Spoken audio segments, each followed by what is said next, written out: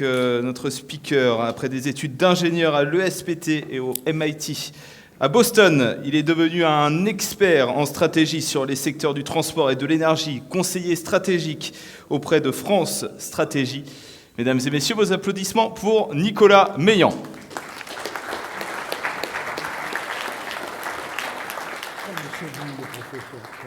Nicolas Meillan qui va nous rejoindre sur scène dans quelques secondes. La transition énergétique peut-elle devenir un véritable levier de réindustrialisation de la France? Allez, on va enchaîner. On est avec Nicolas Meillan jusqu'à 18h45. On va essayer de faire 40 minutes de conférence et ensuite le reste du temps jusqu'à 18h45. Questions-réponses de la salle. Nicolas Meillan.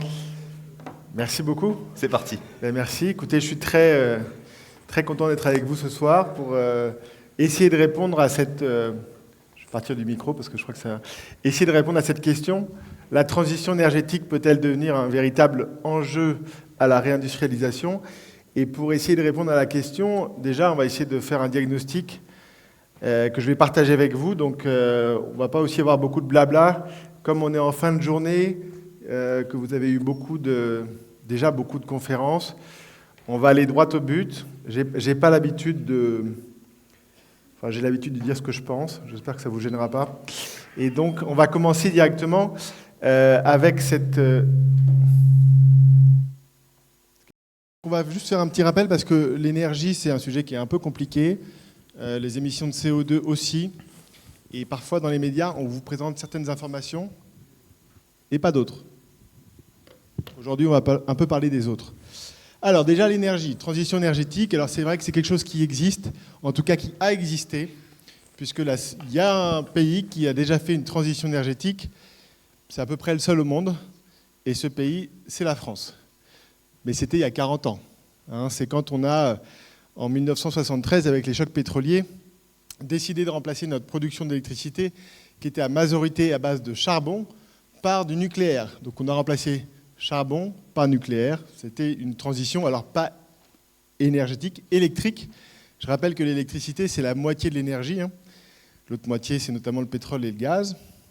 Et là, ce que vous voyez, on va prendre un peu de recul au niveau mondial. Et ce que vous voyez au niveau mondial, c'est qu'il n'y a pas eu vraiment de transition pour l'instant, parce qu'en fait, toutes les énergies, on les a empilées les unes sur les autres. Donc le charbon, l'énergie de la révolution industrielle au 19e siècle, sur laquelle on a empilé du pétrole, sur laquelle on a empilé du gaz, sur laquelle on a empilé du nucléaire. Et puis ensuite, on voit ici, comme vous le voyez, le développement des énergies renouvelables, éolien et solaire. Et donc tout ça ici, c'est censé remplacer tout ça. Alors ce qu'il faut savoir, c'est que le charbon, comme vous le voyez aussi, c'est l'énergie du XXIe siècle, puisque depuis 2000, sa consommation explose et que ça sera peut-être d'ailleurs la première énergie mondiale dans pas très longtemps. Et comme vous le savez peut-être, c'est celle qui émet le plus de CO2, donc ce n'est pas forcément idéal. Juste une autre vue pour voir que la transition énergétique, c'est quelque chose qui est un petit peu lent pour l'instant. Les énergies fossiles, effectivement, on est passé d'un peu plus de 90% en 65, donc si je calcule, ça fait déjà 60 ans. À aujourd'hui 82%. Donc c'est quand même toujours la majorité. Et aujourd'hui, donc on est toujours à plus de 80%. 80% en 2030, peut-être que c'est un objectif qu'on peut atteindre, mais vous voyez que le problème, on a quand même visiblement un peu de mal à le résoudre pour l'instant. Et si on regarde l'électricité, c'est un peu le même constat. Au niveau mondial, 40% de l'électricité, c'est à base de charbon. Plus de 60%, c'est des énergies fossiles. Et vous voyez que la seule transition qu'on ait faite au niveau mondial, c'est de remplacer du nucléaire qui n'émet pas de CO2 par du renouvelable qui n'émet pas de CO2. Bilan, pas d'impact sur le CO2. Ça ne vous surprendra pas a priori. Et oui, le charbon est-il l'énergie du passé? On aimerait bien que ce soit le cas, mais en fait, c'est le cas chez nous en France. Quoique, on ait rouvert des centrales à charbon pour remplacer des centrales nucléaires qu'on a fermées. Mais chez nos voisins, en Allemagne, en Pologne, en Turquie, au Maroc, on utilise encore beaucoup de charbon parce que ça coûte pas cher, le charbon. Alors forcément, s'il n'y a pas de transition énergétique pour l'instant, ce que je dis souvent, c'est que par contre, il y a une transition géographique. Ça, c'est vrai. Ou alors une délocalisation énergétique. Qu'est-ce qui s'est passé? En fait, depuis 2000, en 2001, en décembre, vous avez la Chine qui a rejoint l'OMC, et là, vous avez 20% des usines mondiales qui partent des pays. Alors, à une époque, on disait les pays développés, les pays du tiers-monde. On ne dit plus les pays du tiers-monde, je crois. On dit en voie de développement, mais bon, est-ce que la Chine est en voie de développement? Je ne sais pas. Mais en tout cas, il y a 20% de ces usines qui sont parties de ces pays développés vers notamment la Chine. Et qu'est-ce que ça a fait? Ça nous a permis d'être beau sur la photo des émissions de CO2. Quand on regarde les émissions de CO2 de la France, elles baissent. C'est plutôt une bonne nouvelle.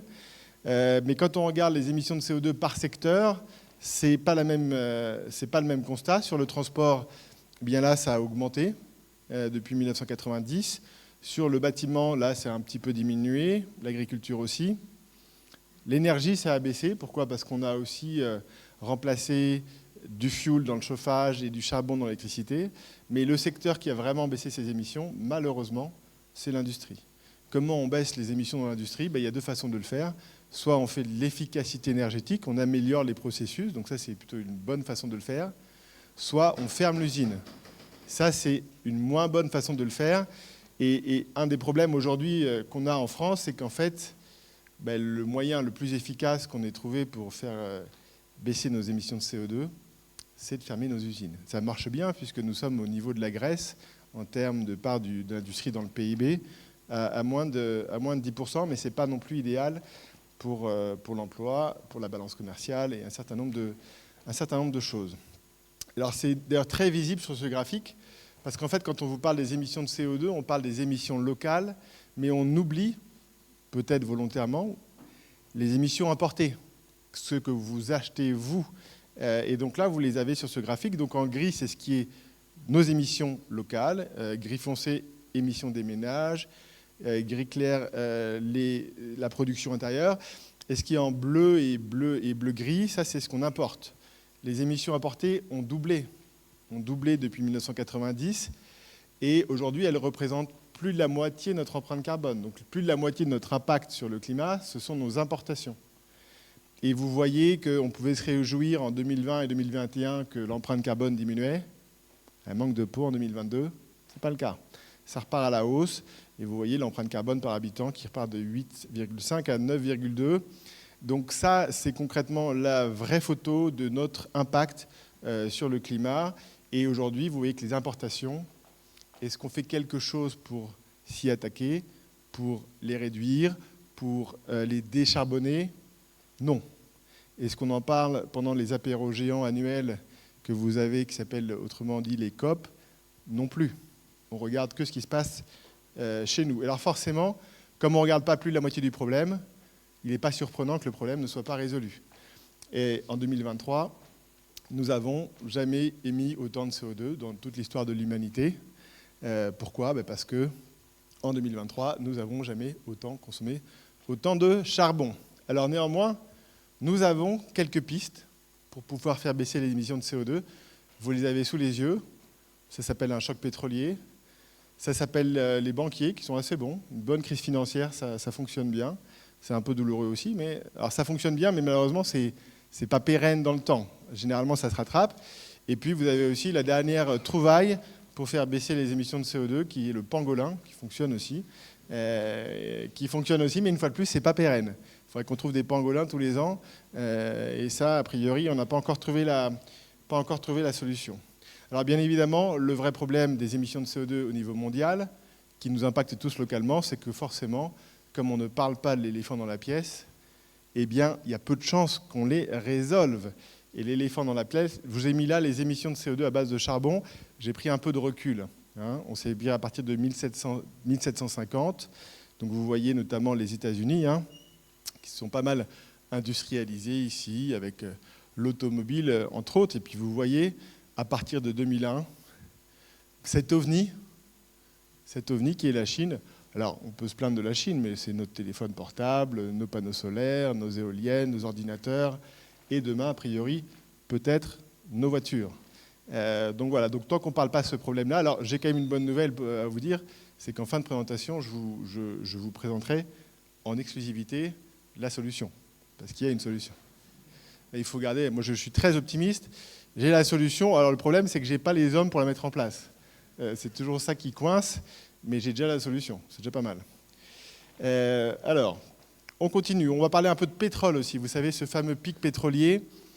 Pic pétrolier, alors moi, il y a 40 ans, j'avais 3 ans, donc j'en parlais pas encore beaucoup. Mais il y a 40 ans, a priori, on nous disait qu'il restait 40 ans de pétrole. Et aujourd'hui, c'est toujours le cas. Et donc, on nous dit, le pic pétrolier, ils sont bien sympas, mais pour l'instant, c'est pas près d'arriver. Alors, malheureusement, si, c'est près d'arriver. Je vais même vous montrer qu'en fait, c'est déjà arrivé. Mais je vais quand même vous expliquer qu'est-ce que ça signifie, le pic pétrolier. Le pic pétrolier, je rappelle quelques faits sur le pétrole, premièrement. J'ai besoin de ma bouteille d'eau. Le pétrole, c'est comme l'éolien, c'est comme le panneau photovoltaïque. Déjà, premièrement, c'est bio. Deuxièmement, c'est gratuit. Ce qui n'est pas gratuit dans les éoliennes, les panneaux solaires ou le pétrole, c'est d'aller le chercher. Ce n'est pas gratuit d'aller chercher le soleil, ce n'est pas gratuit d'aller chercher le vent, de l'extraire. Et donc, on est allé chercher le pétrole là où c'était le plus facile, et petit à petit, avec le temps, quand les ressources se sont raréfiées, on est allé de plus en plus loin, on est allé dans les mers, on est allé dans l'Arctique, on a pris du pétrole de schiste, et donc son prix a augmenté. Le pic pétrolier, c'est quand l'augmentation du coût d'extraction du pétrole rencontre le prix que nous pouvons payer. D'accord ? Et c'est-à-dire que nous, en fait, dans notre portefeuille, on ne peut pas payer plus de $150 le baril au niveau mondial. À partir du moment où il coûte plus cher que $150 le baril, les gens mettent moins d'essence, prennent plus le vélo, et donc vous avez une destruction de la demande. Ce qui veut dire quoi ? Ça veut dire qu'on va chercher tout le pétrole disponible pour $150. Alors $150, je vous rappelle que c'est moins cher que cette bouteille d'eau. On dit toujours $100, $150, c'est cher le pétrole. Je vous rappelle que votre litre d'essence, si vous enlevez les taxes, il reste 50 centimes. Hein. Donc non, le pétrole, c'est pas cher. Mais on a une petite contrainte là-dessus. Juste pour revenir sur cette histoire d'il y a 40 ans, il en restera encore 40 ans. Pourquoi est-ce qu'on fait ça ? Alors ça, c'est le graphique le plus compliqué de la soirée. Donc vous inquiétez pas pour la suite, mais je vais quand même essayer de l'expliquer. En fait, quand vous regardez le pétrole, il y a deux façons de voir les réserves. Il y a ce qu'on appelle les réserves politiques, les réserves financières. Donc, quand c'est des réserves politiques, c'est mieux quand ça monte.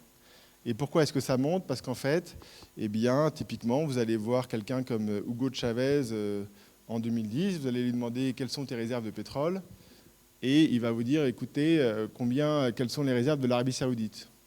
L'Arabie Saoudite, c'est 260 milliards de barils. Très bien, moi c'est 262. Voilà. Donc ça vous fait rire, ça a fait rire tout le monde en 2010, et puis après, en fait, ils l'ont oublié, et puis ils l'ont mis dans les chiffres. Donc ça s'appelle des réserves politiques. Et puis après, il y a les réserves techniques. Et les réserves techniques, ça, c'est les données auxquelles ont accès les entreprises pétrolières. Et là, on regarde les découvertes de pétrole, et on met à chaque fois, lors de la découverte, ce qui correspond à l'ensemble du puits. Bref, là, c'est un petit peu moins drôle. Et qu'est-ce qui se passe ? Typiquement, si vous vous mettez en 1985, il vous restait quelque chose comme 60 ans de pétrole. D'accord ? Et si je me mets 30 ans plus tard, il m'en reste 30. Le compte est bon. D'accord ? 1985, 60 ans, c'est de la consommation. Et là, 30 ans. Donc, on est quand même sur un... Alors, est-ce que dans 30 ans, il n'en restera plus ? Non, a priori non, mais on rentre quand même dans un monde contraint sur le pétrole. Et quand on regarde en fait les chiffres historiques, on voit même qu'en fait, le pic pétrolier, il est passé. Il est vraisemblablement derrière nous, comme vous le voyez. Et pour être très précis, il a eu lieu en novembre 2018 avec une extraction de 85 millions de barils par jour. Est-ce qu'on va revenir à ces niveaux-là ? C'est peu probable parce que, en gros, on avait passé un premier pic à la fin des décennies 2000. Et puis, grâce à George Bush, qui a exempté l'industrie américaine de respecter les lois sur les normes environnementales de protection de l'air, de protection de l'eau, qui a aussi donné des subventions. Vous avez l'industrie du pétrole et du gaz de schiste qui s'est développée. Donc c'était notre petite picouse de pétrole en plus. Est-ce que ça va être reproductible ailleurs ? A priori, c'est peu probable. Et donc on rentre dans un monde contraint sur l'extraction de pétrole. Alors bien évidemment, il y a les énergies renouvelables, vous en avez parlé aujourd'hui. Et finalement, les énergies fossiles, c'est plutôt l'anomalie de l'humanité, puisque ça fait que 200 ans qu'on brûle les énergies fossiles. Auparavant, on était 100% renouvelables, 100% décarbonés.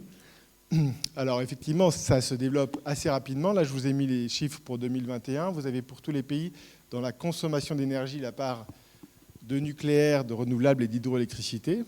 Et là, on peut se permettre de se faire un petit cocorico, parce qu'en fait, on n'entend pas souvent, mais la France est quand même le pays dans les grandes puissances mondiales, les 20 plus grandes puissances, qui a le plus d'énergie décarbonée. Moi, j'entends beaucoup l'Allemagne nous faire la leçon. J'entends beaucoup la Commission européenne nous dire vous devez payer 600 millions d'euros parce que vous allez être en retard sur le renouvelable. Mais les Allemands, ils sont où? 24%. Nous, on est à plus de la moitié. Alors pourquoi? Parce que nous, on compte le nucléaire et pas eux. Mais le nucléaire, c'est décarboné, ça n'émet pas de CO2. Et donc, vous ne trouverez pas d'autres pays, 225 millions de tonnes équivalent pétrole. On est le plus gros. On est même devant le Brésil. Et donc ça, c'est plutôt une bonne chose. Pour que tout le monde soit 100% décarboné, ça va prendre un peu de temps, mais faire ça sans nucléaire, ça prendra encore plus de temps. Alors pour revenir un peu sur cette histoire de pétrole, il y a quand même un problème, c'est qu'il y a un secteur qui en dépend beaucoup de pétrole. Ce secteur, c'est le secteur du transport. Alors bien évidemment, c'est pour se transporter vous, peut-être pour venir ici, tout le monde n'est pas venu en vélo. C'est aussi le transport des marchandises, et donc les bus, les camions, et les bateaux, les avions. Et donc si on a une contrainte sur le pétrole, on serait peut-être bien inspiré d'essayer de s'en passer quand c'est possible. Alors par exemple, l'avion électrique, vous savez, l'hydrogène, etc. Alors ça, pour vous donner un ordre de grandeur, si on veut faire voler tous les avions qui atterrissent et décollent de Roissy-Charles de Gaulle à l'électrique, il faut 16 réacteurs nucléaires. Est-ce qu'on va réussir, alors qu'on n'arrive pas à en construire 6, à avoir ces 16 réacteurs pour les avions? Je suis un peu sceptique. Et en règle générale, je pense que la longue distance, ça va être un peu compliqué. Mais la voiture électrique peut être une solution, notamment pour les trajets du quotidien, à condition, bien évidemment, qu'on ne fasse pas que déplacer la pollution. Vous savez, ce qu'on a fait depuis 20 ans avec nos usines qu'on a fermées en France, qu'on a ouvertes ailleurs. On a fait baisser nos émissions, c'était super, sauf qu'en Chine, c'était un peu moins super, et qu'au niveau mondial, finalement, l'impact a été un peu limité. Alors la voiture électrique, est-ce qu'elle peut nous aider à nous passer du pétrole? Pour ça, on va se projeter dans le paradis de la voiture électrique, qui est la Norvège, puisque aujourd'hui, 9 voitures, c'est très dur à dire, 9 voitures neuves vendues sur 10 sont électriques, et à peu près 1/5 des voitures en circulation, 20% sont électriques. Alors quel a été l'impact? Ça a fait baisser effectivement leur consommation de carburant, mais j'ai fait le calcul, pas encore de 20%. Donc ça va prendre un petit peu de temps. La Norvège, grosso modo, a à peu près 7 ans d'avance sur nous. Donc qu'est-ce que ça veut dire? Ça veut dire que grâce à la voiture électrique, d'ici 2030, on pourrait espérer baisser notre consommation de carburant de 20%. Bon. Il en reste 80%. Il va peut-être falloir s'en occuper parce que je vous rappelle qu'une des plus graves crises sociales qu'on ait eues ces 20-30 dernières années, c'était lié au carburant et aux gilets jaunes qui ne pouvaient plus se déplacer parce que ça coûtait trop cher. Alors cette voiture électrique, on en a un peu parlé tout à l'heure, ce qui serait bien aussi, c'est éventuellement de la produire chez nous, accessoirement. Alors là, comme on n'a pas le droit, en France, en Union européenne, vous n'avez pas le droit de savoir où est fabriquée votre voiture, eh bien aujourd'hui, vous allez pouvoir la prendre, puisque vous avez les 20 voitures les plus vendues en 2022. Et donc effectivement, si comme Bruno Le Maire, vous vous étiez acheté une Peugeot 208 électrique pour sauver la planète et la France, la planète peut-être, sauf que la batterie est fabriquée au charbon en Chine. La France, c'est pas sûr, puisqu'elle est fabriquée en Slovaquie. Ça, visiblement, il n'était pas au courant.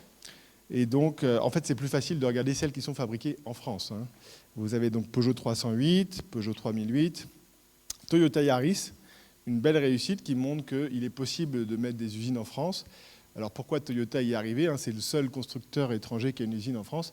C'est parce qu'ils l'ont robotisé. Ce que n'ont pas voulu faire les constructeurs français, qui ont préféré investir dans d'autres pays, notamment en Europe de l'Est.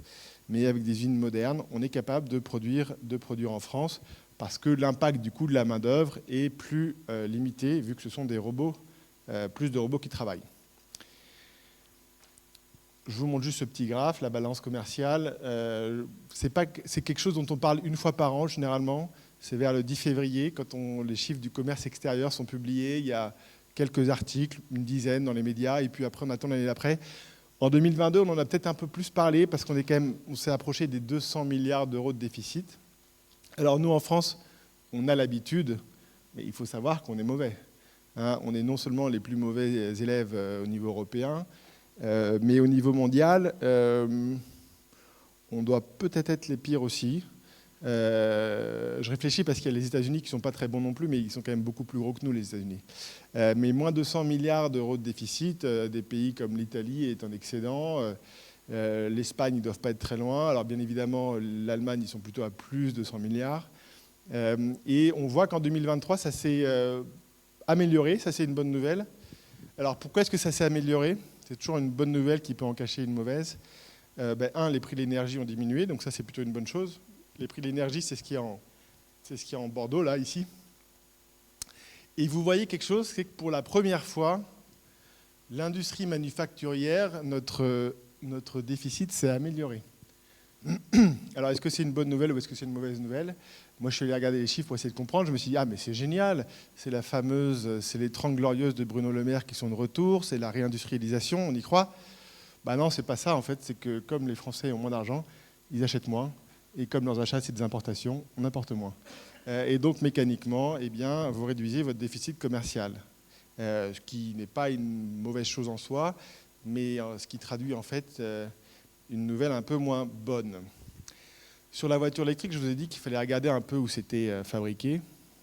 Quand j'ai travaillé à France Stratégie, ça c'est un graphique que j'avais montré en 2019, et je m'étais dit, quand même, cette voiture, en fait, je ne comprends pas pourquoi on donne 6 000 € pour une voiture dont la batterie est fabriquée en Chine. Il y a un concept qui m'échappe. Pourquoi? Parce qu'en fait, quand vous donnez 6 000 € d'aide à l'achat, c'est pour payer le coût de la batterie. C'est ça qui coûte cher. Et donc, encore en 2022, on a quand même fait un chèque en blanc de 500 millions d'euros. On subventionne la Chine pour qu'elle devienne le leader mondial de la voiture électrique. Est-ce qu'elle a besoin de notre argent? Non, parce qu'elle l'est déjà. Elle produit déjà 2 voitures sur 3 dans le monde. Et donc, j'avais suggéré à l'époque, peut-être qu'on pourrait conditionner les aides à l'achat au lieu de fabrication de la voiture ou à des critères environnementaux. Alors la bonne nouvelle, c'est que ça a été fait depuis le début de l'année. On a réussi une pirouette grâce à l'ADEME et un score sur 7 critères environnementaux qui vous donnent une note globale, etc., dont l'objectif était de réussir à sortir les voitures électriques fabriquées en Chine au charbon, tout en gardant les voitures électriques fabriquées en Chine en Europe. Et on y est arrivé visiblement, et donc ceux qui pouvaient bénéficier de 5 000 € d'aide à l'achat pour acheter leur Tesla Model 3, puisque comme on le sait, ils avaient besoin de cet argent pour pouvoir l'acheter, ils n'y ont plus le droit. Et donc quand on regarde un petit peu et qu'on prend de recul sur un peu ce qui s'est passé en Europe, à gauche vous avez le coût du travail. Alors pour ceux qui ne le savent pas, le coût du travail horaire en France sur l'industrie, c'est un peu plus de 40 € par heure. C'est le coût, hein. C'est pas votre salaire, hein. C'est le coût. C'est un peu différent. Et à côté, vous avez la production d'électricité à base de charbon. Ce qu'il faut savoir sur l'industrie automobile, c'est qu'en fait, on a fait depuis 20 ans exactement l'inverse de ce que doit être la transition énergétique. C'est-à-dire qu'on a fermé des usines qui étaient dans le vert et on les a mis dans le noir, dans le rouge. Un chiffre, entre 2000 et 2010, on ferme 11 usines d'assemblage de voitures en Europe de l'Ouest. On ouvre 10 usines d'assemblage en Europe de l'Est. Un petit mot quand même sur la Chine aussi, parce que c'est quand même un petit angle mort de la voiture électrique. Le pétrole, c'est pas bien. Le pétrole, on dépend de pays aujourd'hui, comme vous le savez, 80% du pétrole, c'est contrôlé par ce qu'on appelle les BRICS, Brésil, Russie, Inde, Chine et Amérique du Sud. Et les BRICS ont récemment agrandi leur famille, puisque depuis le 1er janvier, il y a aussi l'Arabie Saoudite, l'Iran, les Émirats Arabes Unis, l'Éthiopie, et l'Argentine devait les rejoindre, mais ils ont refusé finalement. Et donc ces gens-là contrôlent 80% du pétrole, et ces gens-là, malheureusement, c'est pas trop nos copains. Donc bon, c'est plutôt une bonne chose si on n'est plus dépendant d'eux, mais sauf que est-ce que la Chine, qui contrôle 80% par exemple du raffinage du cobalt, est-ce que la Chine aujourd'hui, on peut considérer que c'est nos copains? Est-ce qu'ils vont toujours nous fournir ce cobalt dont on a besoin pour nos voitures électriques? Donc ça, c'est un enjeu très important sur les batteries. Et là encore, une bonne nouvelle, c'est qu'il n'y a pas que le cobalt dans la vie et qu'aujourd'hui, les chercheurs travaillent sur d'autres chimies de batteries. Vous avez par exemple le lithium fer phosphate, qui était d'ailleurs, si je ne dis pas de bêtises, une invention française, mais qu'on n'a pas développée, comme un certain nombre de nos inventions. Et donc les Chinois se sont emparés. Et vous avez d'autres chimies de batteries, et ça c'est encore plus exceptionnel, parce que les chimies de batteries, c'est des choses qui se développent une fois peut-être les 50 ans. On avait d'abord le plomb, puis on a eu le lithium à la fin peut-être dans les années 80, et maintenant c'est le sodium, avec des batteries donc, qui n'utiliseraient ni de nickel, ni du lithium, ni du cobalt. Et ça, ce serait une excellente chose pour pouvoir ne pas dépendre de ces pays-là. Quelque chose que vous ne savez peut-être pas, et ça j'ai alerté avec France Stratégie, on a fait un rapport sur les politiques industrielles, c'est que l'Europe, sur l'automobile, c'était le marché le plus protectionniste au monde. Même Donald Trump en rêvait, il n'a jamais réussi à le faire. Pourquoi? Parce que vous n'avez jamais vu, avant 2020, la moindre voiture chinoise dans la rue. Jamais. On voit tout de Chine, mais pas les voitures. Pourquoi? Parce qu'en fait, on avait un protectionnisme, pas avec des tarifs, mais avec des normes. Et les deux normes qui nous protégeaient de la Chine, qu'est-ce que c'était? C'était la sécurité, ce qu'on appelle sécurité passive. Ça, c'est le crash des voitures. Peut-être que certains d'entre vous avaient vu le crash d'un 4x4 Landwind chinois il y a quelques années, qui s'était assez mal passé, qui n'avait pas fait de pub. Et puis il y a le pot d'échappement. Aussi, on est les meilleurs sur les moteurs thermiques, et donc on est capable de dépolluer nos moteurs thermiques, et sans diesel. Et cela ne nous a pas échappé, dans la voiture électrique, il n'y a plus de pot d'échappement. Et donc qu'est-ce qui se passe? Eh bien, il se passe ce que vous voyez sous les yeux, c'est que la Chine aujourd'hui est déjà le deuxième fabricant de voitures électriques vendues en Europe. Je vous rappelle pour la petite histoire les objectifs de la France. 1 million de voitures électriques en 2020. Alors ça glisse, hein, les objectifs souvent, mais je crois qu'au départ c'était 2025 et c'est 2 millions en 2030. Alors quand je vois les chiffres depuis 2020, généralement quand on se projette sur l'avenir, on regarde les tendances du passé, on n'est pas exactement en train d'aller vers les 2 millions. Mais on peut toujours espérer que la tendance change. Alors au niveau européen, comment ça se passe? Comment on gère ce problème-là? L'Europe aujourd'hui a mis en place un plan industriel sur les batteries. Je vous parlais des problèmes de la Chine. Alors comment est-ce qu'on s'organise en Europe? Eh bien par exemple, on a compris que par exemple sur le cobalt, on n'en avait pas. Et donc, il va falloir s'organiser. Alors, pour l'instant, on ne s'est pas vraiment organisé sur le cobalt. On s'est plutôt organisé pour mettre en place des usines. Et donc là, concrètement, on commence à enfin pouvoir parler de réindustrialisation grâce à la transition énergétique. Donc ça, c'est un peu les usines qui ont été prévues de batteries. Alors, vous savez, je crois qu'il n'y en a pas à Limoges, malheureusement. C'est le Nord qui a tout raflé, hein, Dunkerque, qui a raflé 3 ou 4 usines avec... Envision, elles ne sont pas toutes dessus, hein. Prologis, Vercor aussi, donc c'est devenu la Battery Valley, un truc comme ça, je crois, parce qu'il faut absolument le dire en anglais, visiblement. Et donc ce fameux Airbus des batteries a été mis en place. Le problème, c'est que vous avez des gens comme Tesla, par exemple, qui devaient faire la plus grande usine de batteries d'Europe. Ça, c'était à Berlin. Mais qu'est-ce qu'ils ont fait? Ils ont mis le projet en pause. Ils ont pris tous les outils, ils les ont envoyés aux États-Unis. Alors pourquoi? Parce que Joe Biden a fait ce dont Trump rêvait, la mise en place de ce qu'on appelle, alors en anglais c'est Inflation Reduction Act, IRA, qui n'a pas grand-chose à revoir avec l'inflation, mais qui a tout à voir avec du protectionnisme. Et donc, sans aucun complexe, 400 milliards de dollars de subventions pour le fabriquer aux États-Unis. Et là, vous voyez vraisemblablement que, effectivement, la transition énergétique peut devenir un levier à la réindustrialisation, mais pour l'instant, c'est plutôt aux États-Unis que ça se passe, avec 2 actes, le IRA dont je vous ai parlé, CHIPS Act, ça c'est pour les semi-conducteurs, et vous voyez qu'en 2023, la construction et les investissements dans les usines aux États-Unis n'ont jamais été aussi élevés que sur les 20 dernières années. Alors, qu'est-ce qu'ils ont fait exactement ? Alors, vous savez comment a réagi l'Europe à cette Inflation Reduction Act ? Alors, bien évidemment, au départ, c'était en août 2023, peut-être 2022 d'ailleurs. 2022 Non, 2022. Unanimement, ça a été condamné.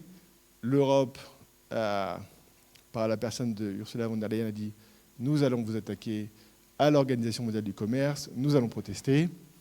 Ça n'a pas duré longtemps. Très rapidement. Donc on a sorti notre arme à nous, comme on aime bien les acronymes. On a dit, face à l'IRA, nous allons sortir le NZIA, Net Zero Industry Act. Alors qu'est-ce qu'il y a dans le NZIA ?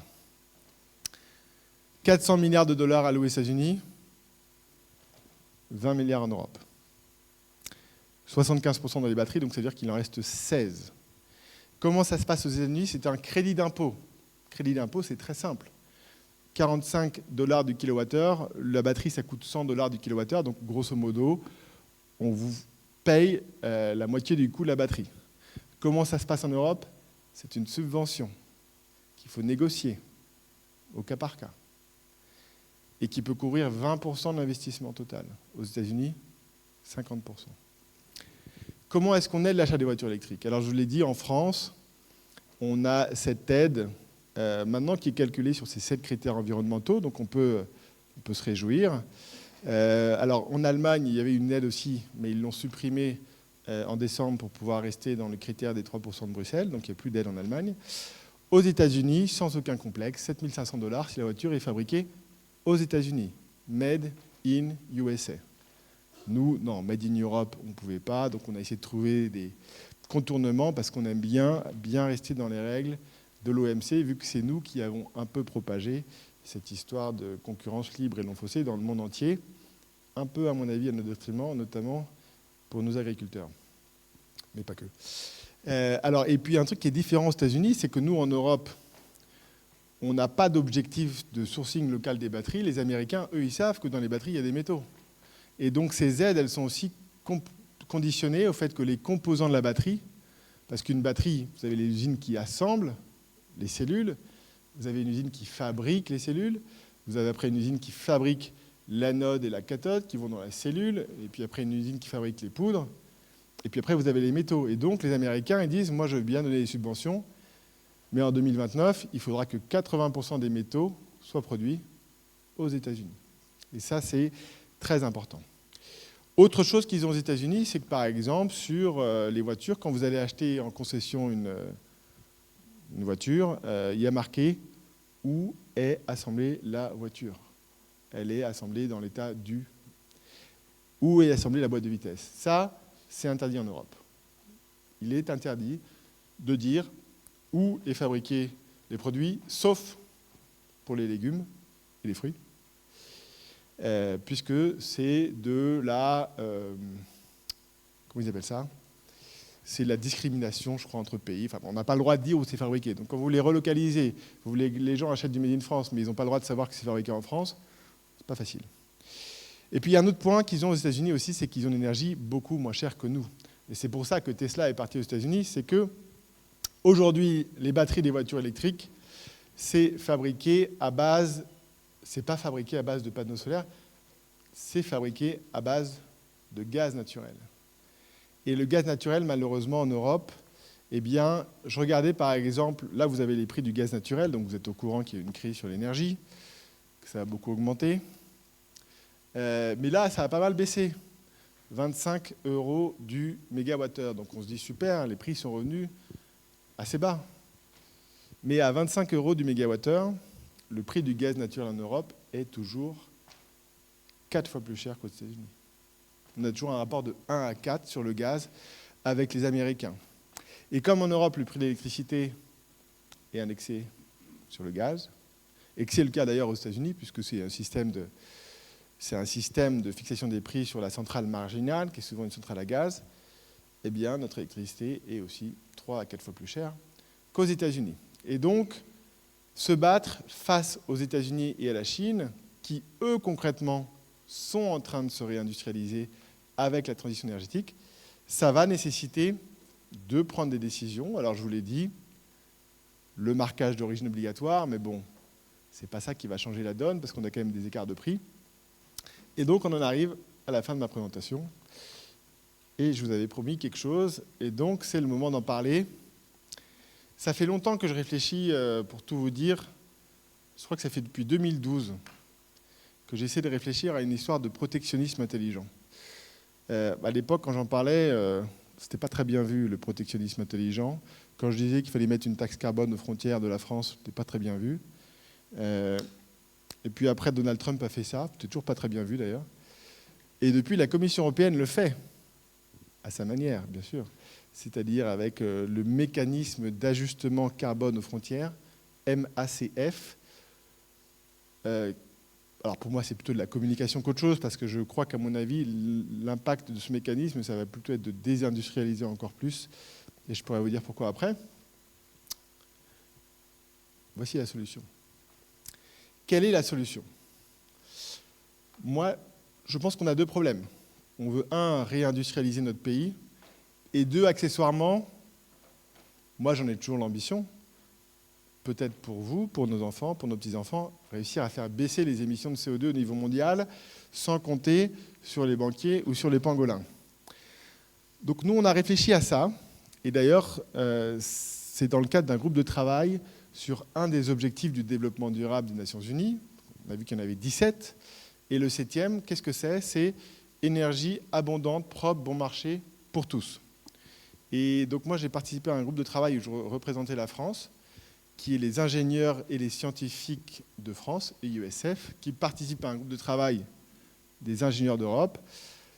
Et on devait réfléchir au mécanisme de financement. Comment est-ce qu'on finance cette transition énergétique? Vous savez, ce fameux transfert entre les pays riches vers les pays pauvres pour les dédommager et pour les aider à faire ça.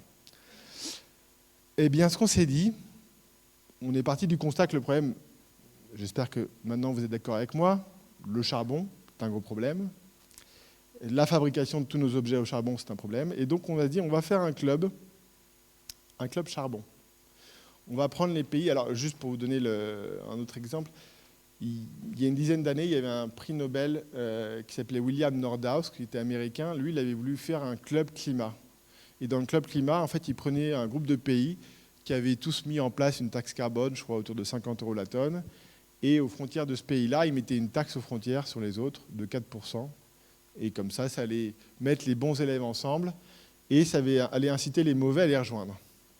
Ben, nous, on a fait l'inverse. On a mis les mauvais élèves ensemble. Donc ce club charbon, c'est quoi? C'est tous les pays qui génèrent plus de 100 TWh d'électricité avec du charbon. Et avec seulement 14 pays, on a 95% de l'électricité à base de charbon. Vous avez le nom sous les yeux. Alors c'est en anglais, mais je suis sûr que vous le comprenez.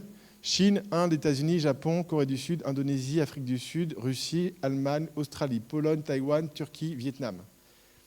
Et donc on s'est dit, ces gens-là, on va financer leur transition énergétique avec leurs exportations. Donc on va imposer une taxe charbon sur leurs exportations, proportionnelle à la part du charbon dans leur électricité, pour leur inciter à sortir du charbon. Et donc cette taxe-là, par exemple ici, si je prends une moyenne pondérée pour tous ces pays-là, ça représente 12%. Cette taxe-là, elle va permettre d'abonder un fonds qui sera géré au niveau des Nations Unies, au niveau mondial, pour que ces pays-là puissent financer leur sortie du charbon. Donc ils vont payer, ils vont être obligés de mettre l'argent de côté, mais après, on pourra leur rendre l'argent pour qu'ils remplacent leur centrale à charbon par du nucléaire, du renouvelable, des économies d'énergie, de l'efficacité. Et accessoirement, ce fonds, il sera aussi disponible pour les pays pauvres qui ne sont pas dans les 14, mais qui veulent aussi sortir du charbon. Et donc le financement, le 12%, c'est le niveau qu'il faut pour payer la sortie du charbon à 2050. C'est comme ça qu'on a fait le calcul. 12%. Et donc 12%, qu'est-ce qu'on génère? Presque 1500 milliards de dollars par an.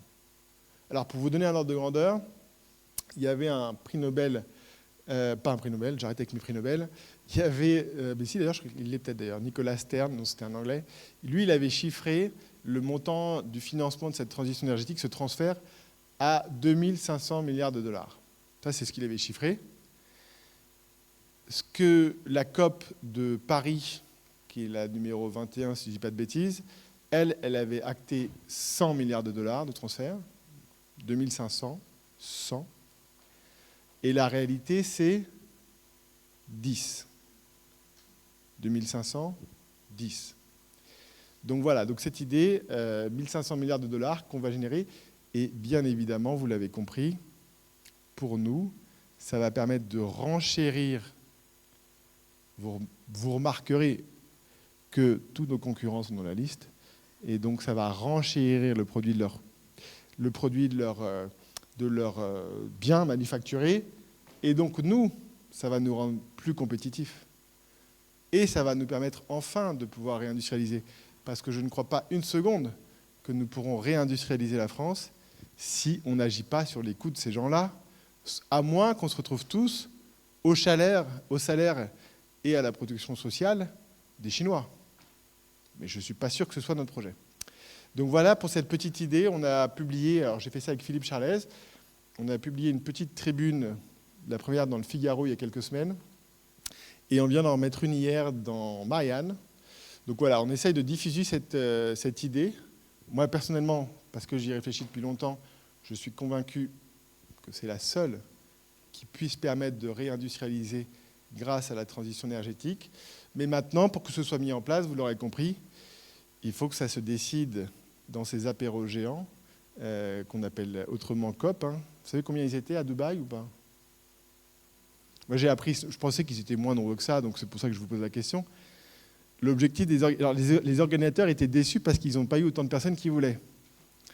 Ils n'en ont eu que 70 000 sur 100 000. Voilà. Alors, je ne sais pas s'ils sont tous venus en jet privé, s'ils ont compensé leur carbone en plantant des sapins, des trucs comme ça. Mais voilà, ça, si on veut que ce soit mis en place, il faut que ce soit mis en place par l'ONU, dans une COP, que tout le monde soit d'accord. Et une fois de plus, là où ce mécanisme peut être vertueux, c'est que c'est de l'argent que l'on leur reverse. Et c'est la condition pour que ça fonctionne. Voilà, je vais en rester là, comme ça on garde un petit peu de temps pour papoter.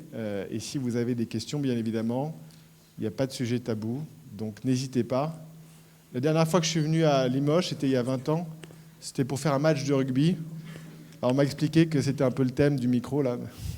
Merci en tout cas, merci pour votre attention. Vos applaudissements pour Nicolas Meillan,